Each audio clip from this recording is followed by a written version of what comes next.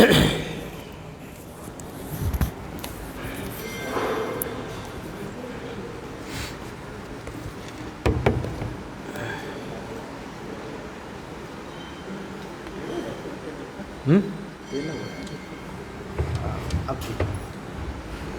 ठीक।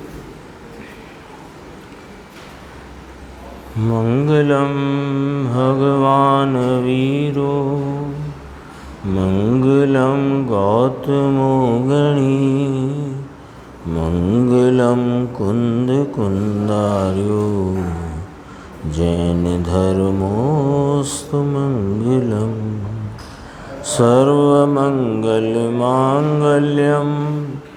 सर्वकल्याणकारकं प्रधानं सर्वधर्माणां जैनं जयतु शासनं। मैं नमो तीर्थनायक को नमो ओंकारवाणी को नमो उन कुंद प्रभु को जिन्होंने ओंकार धारण की। अहो उपकार जिनवर का कुंद का दिव्यवाणी का जिन कुंद ध्वनि दाता उन कहान स्वामी का।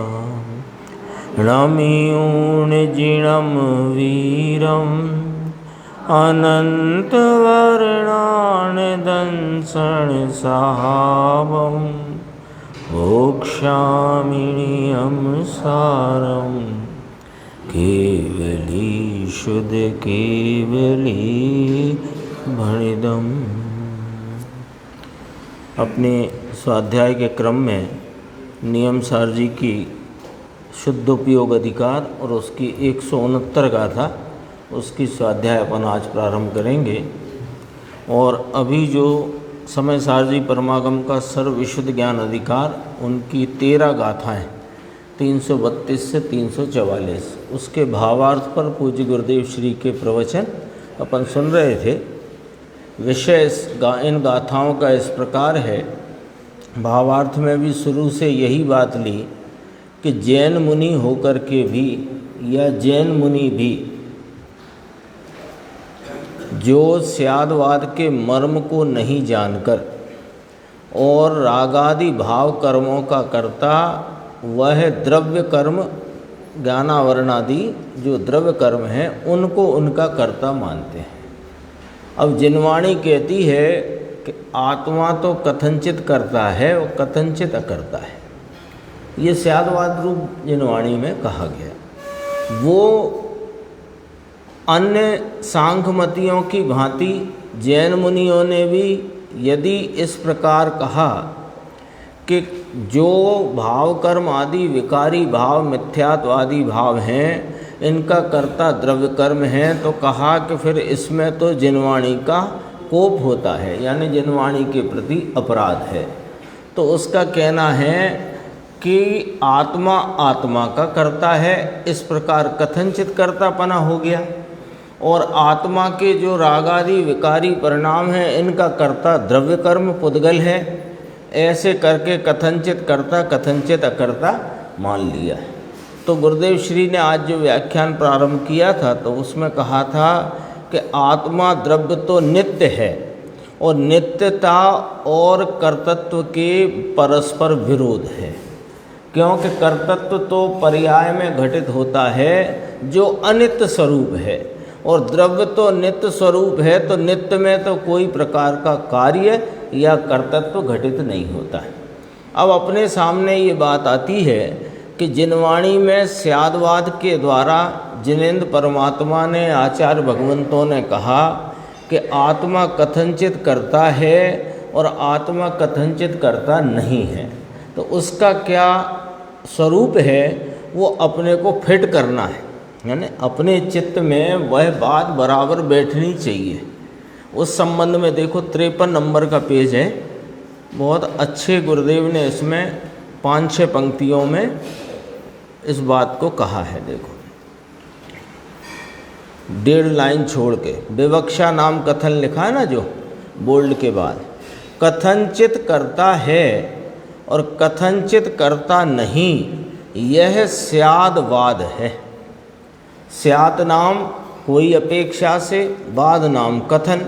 तो कोई अपेक्षा से आत्मा करता है और कोई अपेक्षा से आत्मा करता नहीं है। अब ये अपने को समझना है कि किस अपेक्षा से कर्ता कहा जाता है और किस अपेक्षा से कर्ता नहीं है ऐसा कहा जाता है। देखो, द्रव्य दृष्टि से यानी द्रव्य स्वभाव से यह आत्मा रागादि विकारी भावों का कर्ता नहीं है। क्यों? उसकी भी चर्चा आई थी कि आत्मा में कितने गुण हैं कि 3 काल की पर्यायों से भी अनंत गुणे आत्मा में गुण हैं और उसमें कोई एक भी गुण ऐसा नहीं जो विकार को करे। कोई गुण नहीं, कोई, सब गुण निर्मल है, सर्व गुण निर्मल है ना। इसमें वो बात भी छोड़ देना कि अमुक गुण में अशुद्धता है, वो पर्याय अपेक्षा से बात करी गई है। गुण अपेक्षा स्वभाव अपेक्षा से बात लेंगे तो स्वभाव से तो प्रत्येक गुण निर्मलानंद रूप है और निर्मलानंद प्रत्येक गुण में कोई गुण ऐसा है नहीं जो रागादि मिथ्यात्व विकार रूप मलिनता को करे, ऐसा कोई गुण नहीं। तो द्रव्य स्वभाव से देखा जाए तो रागादि विकारी भावों का कर्ता आत्मा नहीं है। एक पॉइंट हो गया है ना। तो जिसको द्रव्य दृष्टि है उसको रागादि भावों का कर्तापना नहीं है। क्यों? कि वह जानते हैं और बराबर मानते हैं, उनको इस प्रकार का श्रद्धान है कि मैं पवित्र निर्मलानंद स्वरूप आत्मा हूँ और इसमें कोई गुण ऐसा है ही नहीं जो मिथ्यात्व को करे कि विकार को करे। तो अपने द्रव्य स्वभाव की दृष्टि में, उसके सम्यक श्रद्धान में ये बात रहती ही नहीं कि उसमें रागादि भावों का कर्तापना हो। एक पॉइंट, द्रव्य दृष्टि से, द्रव्य स्वभाव से कर्ता नहीं। ये 2 प्रकार से स्यादवाद लिया, 2 प्रकार लिए ना, कर्ता नहीं और कर्ता है, 2 प्रकार लिए।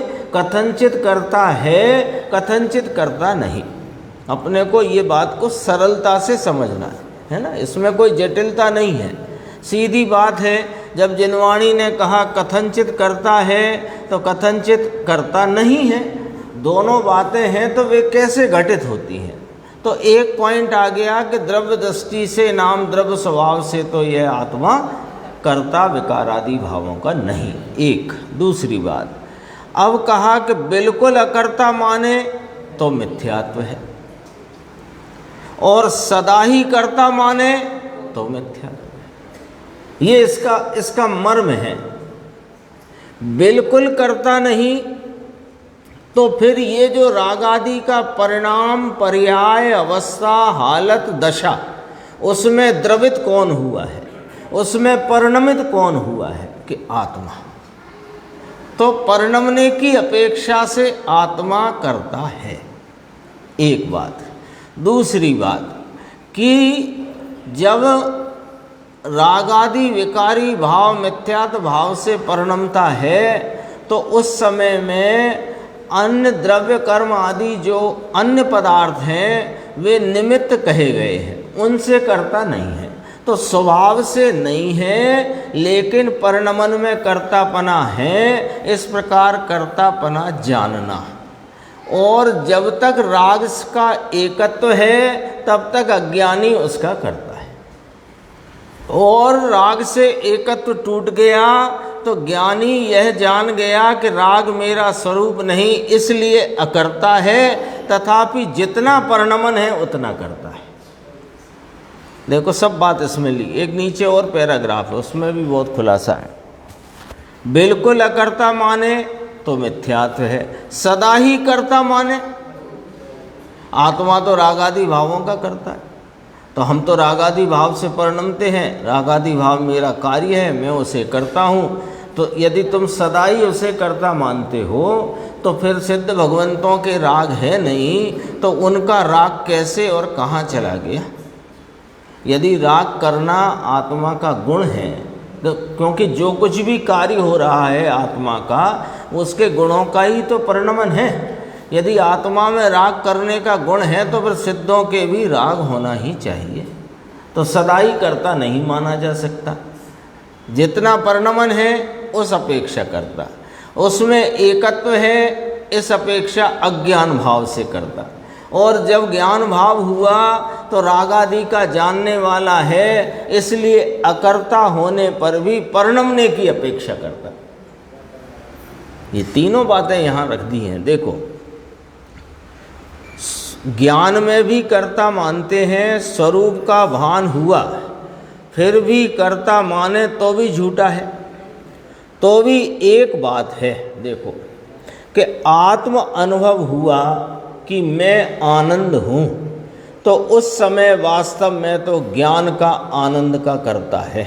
किंतु जो राग आता है ये परिणमन की अपेक्षा से कर्ता कहने में आता है। तीन बिंदु हो गए अपने सामने, है ना। इसको नक्शा बनाओ, अपन नक्शा बनाओ।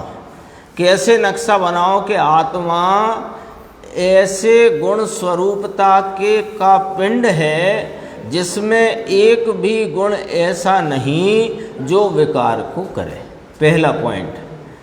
और इसकी परिणति में वर्तमान दशा हालत में एक समयवर्ती क्षणिक अवस्था में मिथ्यात्व विकार आदि का परिणमन है।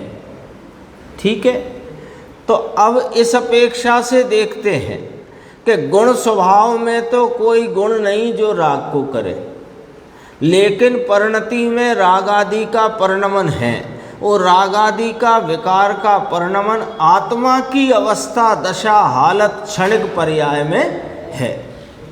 अब इस पूरी वस्तु को देखने का नजरिया देखो क्या है। यहाँ तीन पॉइंट खड़े होंगे। वस्तु तो ऐसी है, कैसी है वस्तु अक्षय भाई, कि गुण स्वरूप अनंत गुण स्वरूप, अनंत अनंत गुण स्वरूप। कितने अनंत कि तीन काल के समय से भी अनंत गुण है, ऐसा कहा था ना। अथवा यूँ भी कहते हैं आकाश के अनंत प्रदेश उससे अनंत गुण है, ऐसा भी कहते। तो अनंत गुणों में कोई गुण नहीं मुकेश भाई, अनंत गुणों में कोई ऐसा गुण नहीं जो विकार को करे। और ऐसी वस्तु के वर्तमान परिणमन में विकार है। तो नक्शे में ये यहाँ नक्शा बनाया तो एक गोला बनाया समझने को, उसमें अंदर अनंत निर्मल निर्मल निर्मल निर्मलानंद गुणों का पिंड आत्मा, और उसकी वर्तमान अवस्था वो विकार रूप। अब कहते हैं कि अब इस वस्तु को देखने के नजरिया क्या है कि जो इसके गुण स्वरूपता को, इसके मूल द्रव्य स्वभाव को देखा जाए तो उसमें विकार है ही नहीं। इसलिए विकार में नहीं, विकार मुझ में नहीं, ऐसी जिसको द्रव्य स्वभाव की दृष्टि है वो वास्तव में रागादि का कर्ता नहीं। रागादि के उत्पत्ति के काल में ज्ञान समय में ज्ञान का करता है। ज्ञान समय आया था ना, ज्ञान समय की बहुत व्याख्या आई। अब यही वस्तु को जो पर्याय दृष्टि से देख रहा है वो द्रव्य स्वभाव को नहीं देख रहा, और पर्याय में उपजते हुए विकार को देखकर ये मैं हूँ, यही मेरा स्वरूप है, ऐसा जो मानता है वह विकार का कर्ता होता है। तो दो बिंदु आ गए कि द्रव्य स्वभाव से ज्ञानी द्रव्य स्वभाव की दृष्टिवंत होने से राग आदि का कर्ता नहीं होता, बल्कि उस समय में राग को जानता हुआ उसका ज्ञाता होता है, तो अकर्ता हुआ। और अज्ञानी पर्याय में होते विकार में एकत्व ममत्व कर्ता होने से वह रागादि का कर्ता होता है। हो गई बात। कर्म इसमें कहाँ आया इस पूरे नक्शे में? द्रव्य कर्म की बात कहाँ आई कि नहीं आई। तो भाई जिनवाणी में लिखी है तो आप खुद ही नहीं कर रहे ये बात, कि हम बस इतनी कर रहे हैं कि दूर उसकी हद द्रव्य गुण पर्याय की मर्यादा और उसके स्वयं विस्तार से दूर कर्म का उदय अनुकूल होने से निमित्त नाम पाता है, कर्ता तो है ही नहीं। अब तीसरी बात कि ज्ञानी जो अपनी अवस्था में होते हुए विकार को अपने से भिन्न जानता है, आप रूप नहीं जानता है, राग का ज्ञाता रहता है, वह यह भी जानता है कि राग मेरी परिणति में है, मैं स्वयं उस काल में राग भाव से परिणमा हूँ। तो परिणमन की अपेक्षा से मैं उस भाव का करता हूँ, उद्गल द्रव्य कर्म नहीं। ये वाली बात है। हुआ ना स्पष्ट? देखो नीचे थोड़ा और देखना, बीच की 6-7 पंक्ति छोड़ के जो पैराग्राफ है, ये कहते हैं स्यादवाद को यथार्थ जानना, आत्मा के कर्तापना और अकर्तापना के संबंध में सत्यार्थ स्यादवाद प्ररूपण इस प्रमाण से है। अब देखो, आत्मा सामान्य अपेक्षा से यानी द्रव्य की अपेक्षा से, नक्शा अपना टंगा हुआ है वहीं के वहीं देख लेना, जरा निगाह कर लेना। द्रव्य की अपेक्षा से, आत्मा द्रव्य की अपेक्षा से तो ज्ञान स्वभाव से ही स्थित है। इसमें क्या मतलब आ गया? ज्ञान स्वभाव से ही स्थित है, यानी रागादि भाव उस स्वरूप में है ही नहीं। ही लगाया ना, ही क्या करता है? ही अन्य का निषेध करता है और उसकी स्थापना करता है, ज्ञान स्वभाव से ही स्थित है। हो गया ना? मेरे हाथ में जो गिलास है इसमें दूध ही है। अब इसका मतलब क्या निकल आया? चाय नहीं है, शरबत नहीं है, पानी नहीं है। हो गई ना बात? ये क्या लिखा आचार्य वो छावड़ा जी ने भावार्थ में? ज्ञान स्वभाव से ही स्थित है। ये तो ज्ञान स्वभाव में स्थित है, परंतु मिथ्यात्वादी भावों को जानते समय, अब जानते समय क्या होता है? अरे परिणति में मिथ्यात्व विकार है तो मैं ज्ञाता स्वरूप हूँ। अब देखो, अब जरा ऐसे देखो, मैं ज्ञाता स्वरूप हूँ और परिणति में रागादि मिथ्यात्व विकार है। देखना अब जरा इस जिस तरह से अपन बोल रहे हैं उस तरह से देखो। मैं तो ज्ञान स्वभाव से स्थित हूँ और परिणति में रागादि विकार है, तो अलग अलग दिखता है ना ऐसे समझने में। मैं तो ज्ञान स्वभाव से स्थित हूँ और परिणति में रागादि विकार है। अब मैं ज्ञान स्वभावी हूँ, राग स्वभावी नहीं, तो मैं क्या करूँ? राग करूँ कि ज्ञान करूँ? ज्ञान करूँ? तो ज्ञान करूँ तो लिखा जानती वक्ते, तो मेरा काम तो जानने का है। तो वे उस परिणति में जो रागादि विकार उत्पन्न हुए हैं क्षणिक भाव में, उनको तो मैं जानूं, ये मेरा स्वरूप है। जानते समय क्या कहते हैं कि जब मिथ्यात और राग देश को अपना मानता है अज्ञानी, उस समय वास्तव में तो वह वस्तु को देखो तो ये तो जानने लायक वस्तु है, इसका तो ज्ञान स्वरूप है, राग स्वरूप इसका है ही नहीं। तो ये राग को करे ये बात रही नहीं, तो क्या करे कि ज्ञान स्वरूप है। तो ज्ञान स्वरूप क्या करे कि जाने। राग नहीं है ये किसी ने नहीं कहा। राग जहां है वहां राग है, लेकिन वहां तुम कौन हो कि मैं ज्ञान स्वरूप हूं। तो ज्ञान स्वरूप हो तो भैया जानो, राग को मैं करूं ये कहां रह गई फिर बात। कितना गंभीर न्याय गुरुदेव श्री और ये ज्ञानी पंडित और आचार्य भगवान अपने सामने रखते हैं। उस न्याय का एक एक पहलू गुरुदेव श्री खोल करके अपने सामने कर देते हैं फिर अब अपने सामने क्या रह जाता है, बहुत सीधा सच्चा काम अपने सामने है, कोई कठिन काम नहीं है। कितना सीधा सच्चा है कि जैसे अपन कहीं जाते हैं, आजकल तो अब फ्लाईओवर बहुत बन गए ना शहरों में, तो जाते हैं तो एक कितना बड़ा बोर्ड लगा रहता है हरे कलर का, तो उसमें सब लिखा है कौन सा रास्ता कहाँ जा रहा है। फ्लाईओवर के नीचे से जाओगे तो कहाँ पहुँचोगे, ऊपर चढ़ोगे तो कहाँ पहुँचोगे, और इधर से इस तरफ को मुड़ोगे तो कहाँ पहुँचोगे, मालूम है ना। अब इतना मालूम करके आप क्या करते हो फिर, कि जहाँ जाना है उधर को जाते हो। यहाँ जिनवाणी में आचार्य भगवंतों ने, ज्ञानी धर्मात्माओं ने सब कुछ यहाँ बोर्ड लगा दिया है, और उसका खुलासा भी गुरुदेव श्री ने बिल्कुल कली कली खोल करके अपने सामने रख दिया है। अब अपने को क्या करना है कि ये समझना है कि हमको कहाँ जाना है। हमको यदि संसार में भटकना है तो आपका रास्ता सही है, बस ऐसे ही सीधे निकल लो, हिलो ही मत।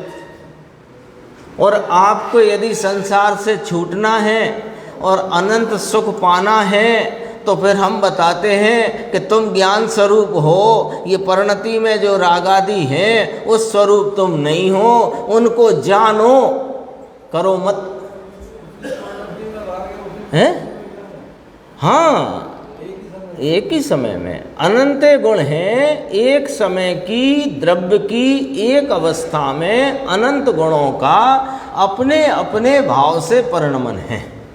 वहाँ जो राग है वो चारित्र का विकारी भाव है, और ज्ञान है वो ज्ञान जानने का काम करे, स्वयं को जाने पर को जाने, तो जानन स्वरूप है। इसमें गुरुदेव ने कहा है, आगे चल के यही कहा, देखो भावों को, ये कहाँ पढ़ते थे अपन, यहाँ, जब मिथ्यात राग देश को अपना मानता है उस समय भी वास्तव में तो वह वस्तु जानने लायक है, क्योंकि अपना स्वभाव जानने का है। ये आया, देखो जैसे दीपक है ना, कमरे में दीपक है, तो दीपक अपनी ज्योतिर्मान भाव से प्रकाशित है, तो उसका काम क्या है, घटपट आदि को प्रकाशित करे। अब आप बैठे हो, आप चाहते हो कि ये खिड़की का जो पर्दा है ये हट जाए, तो दीपक हटाएगा? क्यों नहीं हटाएगा? कि दीपक का काम नहीं है हटाना। दीपक का काम है कि खिड़की पर पर्दा बंद है ऐसा प्रकाशित करे, और जब वो पर्दा खुल गया हो तो खुले को प्रकाशित करे। ये दीपक का काम। दीपक क्यों करके पर्दा गिराए, पर्दा हटाए? ऐसे यह ज्ञान स्वरूप, यह चिदानंद भगवान, ये तो जानन स्वरूप है, होते हुए राग को जाने करे क्यों? तो जानती वक्ते, देखो लिया इसमें, भावों को जानती वक्ते, जानने के समय। देखो गुरुदेव ने क्या फरमाया, यह शब्द बहुत गूढ़ है। ये शब्द जो, ये टीका में भी ऐसा ही शब्द आया, फिर भावार्थ में भी यही शब्द आया कि उन भावों को मिथ्यात्व आदि, मिथ्यात्व, शुभ अशुभ, पुण्य पाप, दया दान, पूजा व्रत भक्ति, काम क्रोध विषय वासना भोग सब आ गया। इन परिणामों को जानती वक्ते, ये शब्द में गूढ़ता क्या है? इस शब्द में गूढ़ता ये है कि विकार करते वक्ते नहीं लिखा, विकार जानती वक्ते लिखा। फर्क पड़ा? समझने में बात आई? विकार को करती वक्ते नहीं लिखा कि शुभ अशुभ दया दान पूजा काम क्रोध के विकार को करते समय जानो, ऐसा नहीं लिखा। वो उनका जानने का समय है, क्योंकि मैं जानन स्वरूपी हूं, राग स्वरूपी नहीं। ये कथनचित कर्ता कथनचित अकर्ता का यहां पर स्पष्टीकरण चल रहा है। कर्म को तो दूर रखो, उनसे कोई मतलब नहीं है। हाँ, वे तो एक निमित्त मात्र वहाँ पर अनुकूलता होने से निमित्त पने के आरोप को प्राप्त अन्य वस्तु है। देखो, मिथ्यात आदि भावों को जानती समय वास्तव में तो ज्ञानी को भी राग आता है, तो उसका कर्ता है ऐसा जानता है। लो, राग को जानता है, राग का मैं उस समय परिणमन भाव से करता हूं ऐसा जानता है, लेकिन राग मैं हूं ऐसा नहीं जानता। ये बहुत अद्भुत बात है। ये बिल्कुल, ये बात ऐसी नहीं है कि याद करने की बात नहीं है, ये समझ लेने की बात है। देखो, मेरी चीज है ऐसा नहीं, लेकिन मेरे में ऐसा परिणमन है ऐसा धर्मी भी मानते हैं। ज्ञानी भी तद्दन अकर्ता नहीं, ले कथनचित कर्ता कथनचित अकर्ता का यहाँ पर स्पष्टीकरण चल रहा है। तद्दन नाम अत्यंत अकर्ता नहीं, ये स्वभाव और दृष्टि की अपेक्षा से मैं करता नहीं, किंतु पर्याय दृष्टि से जितना राग देश का पर्याय दृष्टि से, मान ज्ञानी को पर्याय दृष्टि है ये नहीं कह रहे, पर्याय में होते भावों को देखने से, यहाँ अर्थ गलत नहीं लगा लेना, लिखा ना स्वभाव और दृष्टि की अपेक्षा से ज्ञानी रागादि भावों का कर्ता नहीं, लेकिन पर्याय दृष्टि से जितना राग देश का परिणमन होता है उतना कर्ता भोक्ता ज्ञानी आत्मा भी होता है। क्योंकि जहाँ तक राग का वेदन है, फिर ये सब बात आ गई कि 10वें गुण स्थान तक लोभ का उदय है, 10वें गुण स्थान में लोभ कषाय है और वहाँ 6 कर्म का बंध है। तो कहते हैं लोभ का वेदन होए नहीं और 6 कर्म बंधेंगे क्या? वहाँ पर लोभ कषाय एक रह गई, संजुलन संबंधी लोभ बस। लेकिन वो भी कषाय है ना, उसका भी वेदन है ना, उसकी भी मलिनता का वेदन है ना, तो उसका वो करता है कैसे कि वो जानता है ये मेरे परिणमन में होता भाव है, लेकिन मेरा है ऐसा नहीं जानता। ये सब चर्चा इसमें आ गई है। अपन चलते हैं 169 नंबर की गाथा कारण कार्य नियम में। ये गाथा भी अद्भुत गाथा है। देखो, इसमें अपना विषय इस प्रकार चलता आया था। 167 गाथा में केवल ज्ञान का स्वरूप बताया, 168 गाथा में यह बताया कि जो प्रत्यक्ष नहीं जानते हैं वे भले सर्वज्ञपने के अभिमान से दग्ध हों, लेकिन वे तो संसारी की भांति ही उनको परोक्ष ज्ञान वर्तता है। मात्र सर्वज्ञपने का अभिमान वे करते हों भले ही। अब यहाँ 169 गाथा प्रारंभ होती है। हाँ, पेज नंबर आ गया अपना 188। गाथा सूत्र पढ़ते हैं। देखो, लोया लोयम जाने अपाणम नैव केवली भगवन जय कोई भणै एवं तस्या किम दूषणम होई। केवली जाने त्रिलोक आलोक ने नहीं आत्म ने, जो कोई भाके एम तो ते माँ कहो शो दोष छे। अटपटी सी बात है, देखो है ना। पहले हरि गीत को जरा अपन समझते हैं। प्रभु केवली जानते हैं 3 लोक को और अलोक को, लोकालोक को जानते हैं, लेकिन वे आत्मा को नहीं जानते। यदि कोई ऐसा कहता है तो इसमें कोई दोष नहीं है। अटपटी सी बात लगती है। अब बात बहुत गजब की है, इसको अपन समझेंगे तो बहुत इसमें रहस्य है। देखो, अन्वयार्थ केवली भगवान व्यवहार से, पहले अपन टीका की प्रथम पंक्ति पढ़ते हैं। यह व्यवहार नय की प्रगटता से कथन है ना, इसकी उत्थानिका। ये व्यवहार नय की प्रकटता है कि व्यवहार नय का कितनी का क्या रूप है। व्यवहार नय से केवल ज्ञान के संदर्भ में कितना कहा जा सकता है, वो वाली बात यहाँ कहते हैं। देखो अन्वयार्थ, केवली भगवान नाम व्यवहार से केवली भगवान लोकालोक को जानते हैं, आत्मा को नहीं। ऐसा यदि कोई कहता है उसको क्या दोष है, अर्थात कोई दोष नहीं है। अब अपन टीका देखते हैं। अब यहाँ पहले जैसे ये शुरू से ही शुद्ध उपयोग अधिकार जब से शुरू हुआ है तो 2 पॉइंट अपने बोर्ड पे लिखे पड़े हैं, स्वाश्रितो निश्चय, पराश्रितो व्यवहार। ये नियम है, व्यवहार निश्चय का नियम है, व्यवस्था ऐसी है। तो पराश्रितो व्यवहारा, व्यवहार नय पराश्रित है। ये सारा अर्थ गाथा का इसमें ही लिखा है एक शब्द में, व्यवहार नय पराश्रित है। ये पराश्रित भाव है। कौन? व्यवहार नय।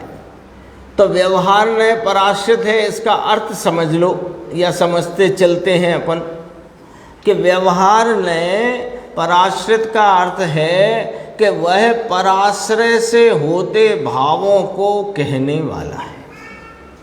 पराश्रय से होते भावों को कहने वाला है। स्वाश्रित भावों को व्यवहार कहता नहीं, कह सकता नहीं।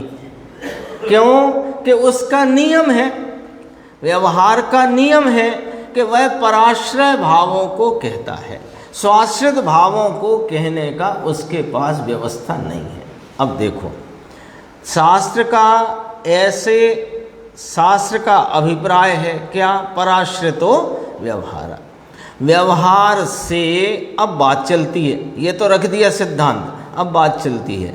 व्यवहार से व्यवहार नय की प्रधानता द्वारा, यानी कि व्यवहार से व्यवहार नय को प्रधान करके सकल विमल केवल ज्ञान जिनका तीसरा नेत्र है, किसका? अरिहंत भगवान है ना। तो जो अरिहंत भगवान हैं, सिद्ध भगवंत हैं, उनका तीसरा नेत्र कहा केवल ज्ञान। तो केवल ज्ञान जिनका तीसरा नेत्र है और अपुनर्भव रूपी सुंदर कामनी के जो जीवितेश हैं, अपुनर्भव रूपी यानी अब जिसमें भव नहीं है, ऐसी सुंदर कामनी यानी सिद्ध अवस्था, अपुनर्भव रूपी सुंदर कामनी जिसके जीवितेश हैं, नाम उसके प्राणनाथ हैं। ये उपमाएं और इस प्रकार की भाषा का प्रयोग पद्मप्रभ मलधारी मुनिराज की टीकाओं की विशेषता है। उनके श्लोकों में भी और उनकी गद्य टीका में भी बहुत अलंकारिक रूप से चर्चा वे करते हैं और उसमें भाव बहुत गंभीर आ जाता है कि देखो अपुनर्भव रूपी सुंदर कामनी माने सिद्ध अवस्था के जो जीवितेश नाम मुक्ति सुंदरी के जो प्राणनाथ हैं, यानी मुक्ति सुंदरी किनके आश्रय से चल रही है? मुक्ति सुंदरी पर्याय है ना सिद्ध अवस्था। वो किसके? वो सिद्ध अवस्था का आश्रय भूत तो वे स्वयं अरिहंत भगवान, सिद्ध भगवान। अरिहंत को आगे की अवस्था लेंगे, सिद्ध लो, है ना। ऐसे भगवान 6 द्रव्यों से व्याप्त 3 लोक को और शुद्ध आकाश मात्र आलोक को जानते हैं। ठीक है, अब यहाँ तक हो गई बात। व्यवहार से बात चल रही है, व्यवहार से बात चल रही है ना। ऊपर लिखा हुआ है व्यवहार से व्यवहार नय को प्रधान करके हम ये कहते हैं, देखो क्या कहा। हाँ, हम ये कहते हैं कि सकल विमल केवल ज्ञान जिनका तीसरा नेत्र है, जो सिद्ध दशा के प्राणनाथ हैं, ऐसे भगवान 6 द्रव्यों से व्याप्त 3 लोक को और शुद्ध आकाश मात्र सर्वलोक को जानते हैं। फिर व्यवहार ही चल रहा है तो कहा निरुपराग निर्विकार शुद्ध आत्म स्वरूप को नहीं ही जानते। ऐसा यदि व्यवहार न की विवक्षा से कोई जिन नाथ के तत्व विचार में निपुण जीव, जिन देव के कहे हुए तत्व के विचार में प्रवीण जीव कदाचित कहता है तो उसको वास्तव में दूषण नहीं है, दोष नहीं है। ये क्या हुआ? इसका देखो एकदम सीधा सच्चा लॉजिक है, सरल, कि व्यवहार से व्यवहार न को प्रधान करके यह बात कही जाती है कि केवली परमात्मा अपने केवल ज्ञान में वे समस्त तीन लोक को और आलोक को जानते हैं। अब बताओ निर्देश भाई, वे तन्मय होके जानते हैं कि बिना तन्मय हुए जानते हैं? तन्मय हुए बिना जानते हैं ना। तो आत्मा को तन्मय हुए बिना जाने, ऐसा कैसे हुए? तो व्यवहार क्या कहता है कि व्यवहार अतन्मय पने से जानने की बात को कहता है। व्यवहार ने अतन्मय पने, बिना तन्मय हुए पने जानने की बात को कहता है। अब आत्मा तो बिना तन्मय हुए जानने में आता नहीं, तो व्यवहार ने कहता है कि वे आत्मा को जानते नहीं। आ गई बात, ख्याल में आ गई? ये लॉजिक है इसमें। व्यवहार अभी अपने पीछे चल गया ना, जब शुरू में बात चली थी स्वयं प्रकाशक की, उसमें पराश्र तो व्यवहार से दोनों पक्ष रखे थे और निश्चय के दोनों पक्ष आए थे। जो तीन लोग तीन काल को, अब अपन जरा थोड़ी असलियत पे बात करते हैं, फिर इस कथन पे बात करते हैं। केवली भगवान अपने केवल ज्ञान रूपी अवस्था में तीन काल तीन लोग को जानते हैं, ऐसा व्यवहार कथन है। याद आ गई बात? व्यवहार कथन क्यों कहा? कि वे तो निश्चय से वास्तव में अपने ज्ञान परिणाम को जानते परिणमते हैं। तो निश्चय कह रहा है कि वे जिसमें तन्मय है उसे जानते हैं, और व्यवहार कह रहा है कि जिसमें तन्मय नहीं है उसे जानते हैं। तीन लोक में तन्मय है नहीं है ना। यदि तन्मय होके जानते होते तीन लोक को तो कितना दुख होता, एक नारकी को कितना दुख,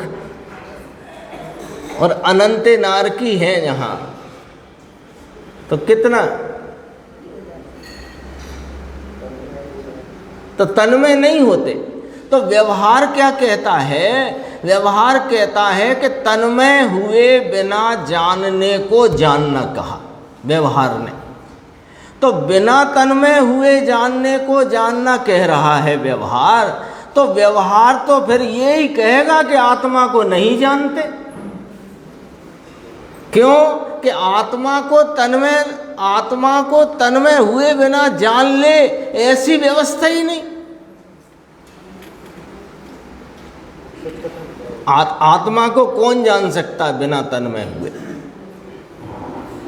अरे जो जानने वाला है वो तो उसी मय ही है ना। तो वो अपने आत्मा को जानेगा तो अपने में तन्मय होकर जानेगा ना। तो अपने में तन्मय होकर जानते हैं आत्मा को। तो अपने में तन्मय होकर जानते, ये तो निश्चय हो गया, व्यवहार रहा ही नहीं। व्यवहार कहता है कि बिना तन्मय हुए जानना ये व्यवहार है। अब बताओ, बिना तन्मय हुए आत्मा को जानते हैं कि नहीं जानते? बिना तन्मय हुए आत्मा को जानते हैं क्या भगवान? नहीं जानते। इसका मतलब आत्मा व्यवहारने से आत्मा को, भगवान व्यवहारने से आत्मा को नहीं जानते। ये मतलब है इसका। आई बात समझ में? जैसे नहीं आई हो तो बताओ, अपन आगे चलेंगे और गुरुदेव श्री से भी खुलासा इसका प्राप्त होएगा। बात यानी लॉजिक पकड़ना। अभी खुलासा तो बहुत चलेगा, लॉजिक पकड़ना। लॉजिक पकड़ में आ गया कि नहीं आ गया? व्यवहार पराश्रित तो व्यवहार का काम क्या है? कि वह पराश्रित भावों को कहे। और व्यवहार से जो तीन काल तीन लोक को जानने की बात केवली भगवान के संदर्भ में कही गई है, वे इस नाते और इस आधार से कही गई है कि वे तन्मय हुए बिना जानते हैं। तीन काल तीन लोक को तन्मय हुए बिना जानते हैं। तो व्यवहार तो यही कहेगा कि जो जिसको तन्मय हुए बिना जानते हैं बस वही जानते हैं, और तन्मय होकर जिसे जानते हैं उसे नहीं जानते हैं, क्योंकि व्यवहार से कहाँ जानते हैं।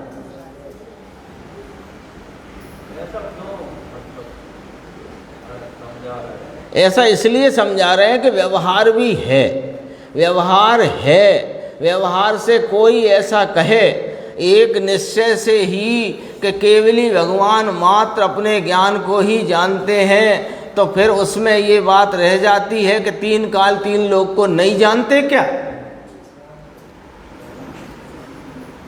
फिर केवल ज्ञान का स्वरूप कैसे खड़ा रहेगा? यद्यपि कि वे आत्मज्ञ है, पर उस आत्मज्ञता में सर्वज्ञता निहित है। वो सर्वज्ञता को बताने वाला व्यवहार है। सर्वज्ञता माने तीन काल तीन लोक को जानना, उसे बताने वाला व्यवहार है। लेकिन वे उसमें तन्मय हुए बिना जानते हैं। तो प्रश्न होता है कि कहाँ तन्मय है? कि अपने में तन्मय रहकर अपने ज्ञान परिणाम को जानते हैं। ये निश्चय है, स्वाश्रतो निश्चय। तो वहाँ कोई व्यवहार है कि इतना व्यवहार है कि उनके ज्ञान में जो कुछ झलक रहा है वो तीन काल तीन लोक अलोक सब झलक रहा है, सब जानने में आ रहा है। तो वो जानने में आ रहा है, ये निश्चय है कि व्यवहार है? तो व्यवहार है, ये सिद्ध करते हैं। तो व्यवहार से भी आत्मा को नहीं जानते। क्यों?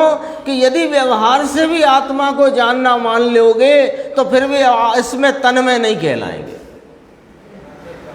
अब ये बात आपका प्रश्न था कि यहाँ आत्मा को नहीं जानते, ऐसा क्यों लिखा है? ऐसे ही लिख देते, तीन लोक को भी जानते और आत्मा को भी जानते। तो व्यवहार से आत्मा को जानना सिद्ध कर देते तो इसमें तन्मय हुए बिना जानते हैं, ये सिद्ध हो जाएगा।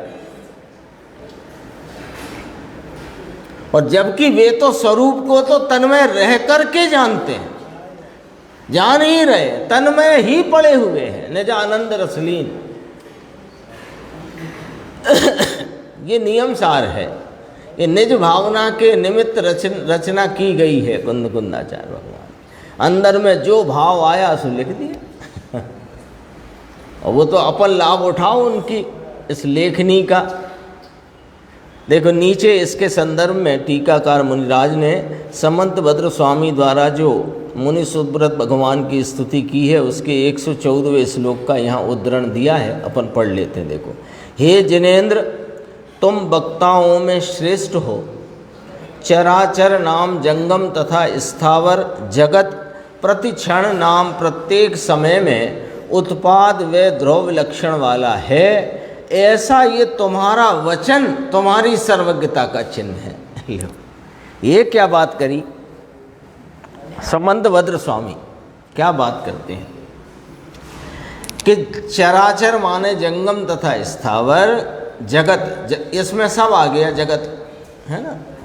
उसे देखो, जगत को कहने के अनेक रीति हैं। चेतन अचेतन पदार्थों का समूह, मूर्त अमूर्त पदार्थों का समूह, चराचर पदार्थों का समूह, इस प्रकार से अनेक रीति है। यहाँ चराचर नाम जंगम तथा स्थावर, यानी जैसे जीव और पुद्गल